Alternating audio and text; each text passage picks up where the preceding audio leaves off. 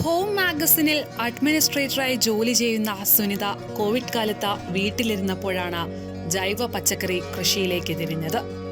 ആദ്യം പൂച്ചെടി കൃഷി ചെയ്തു, പിന്നീട് പച്ചക്കറി കൃഷിയിലേക്ക് മാറി.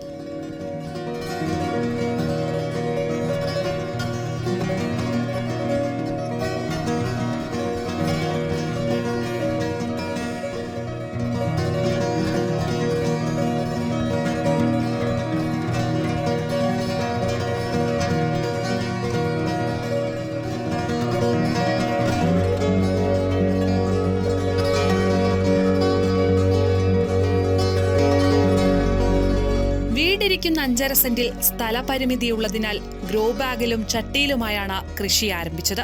ആവശ്യത്തിന് സൂര്യപ്രകാശം ലഭിക്കുന്ന സ്ഥലവും കൃത്യമായ പരിപാലനവും ഉണ്ടെങ്കിൽ കൃഷി എവിടെയും ചെയ്യാമെന്ന് സുനിത പറഞ്ഞു.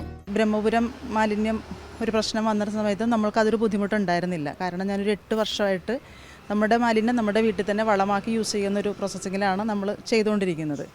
അപ്പം നമ്മുടെ ഫുഡ് വേസ്റ്റ് ഇനോക്കുലം ഉപയോഗിച്ച് ഇപ്പം ഞാൻ വാങ്ങിക്കുന്നത് നമ്മുടെ കയർ ഫുഡ്, നമ്മുടെ ഹാജിലിയുടെ അടുത്തുള്ളൊരു കയർ ഫുഡിൻ്റെ ഓഫീസിൽ നിന്ന് ഇനോക്കുലം വാങ്ങിയിട്ട് ഫുഡ് വേസ്റ്റ് അതാത് ദിവസങ്ങളിലുള്ളത് കളക്ട് ചെയ്ത് വെച്ചിട്ട് 2 ദിവസം കൂടുമ്പോഴാണ് ഇനോക്കുലം വെച്ചിട്ട് കമ്പോസ്റ്റാക്കി ആ കമ്പോസ്റ്റാണ് ചെടികൾക്ക് യൂസ് ചെയ്യുന്നത്. അതിൻ്റേതായിട്ടുള്ള ഗുണങ്ങൾ ആ ചെടികൾക്കും വരുന്നുണ്ട്. നമുക്ക് മാലിന്യം ഒരു ബുദ്ധിമുട്ടാകുന്നേ ഇല്ല.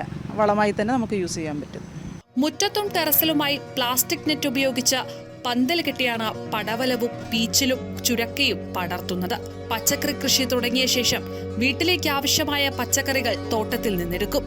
ഉപയോഗം കഴിഞ്ഞ പച്ചക്കറികൾ അയൽവാസികൾക്ക് കൊടുക്കും. പടവലം, പീച്ചിൽ, ചുരക്ക കൂടാതെ ചേന, കോളിഫ്ലവർ, വേപ്പ്, വഴുതന, പച്ചമുളക് തുടങ്ങിയവയാണ് കൃഷി ചെയ്യുന്നത്. കൈരളി ന്യൂസ്, കൊച്ചി.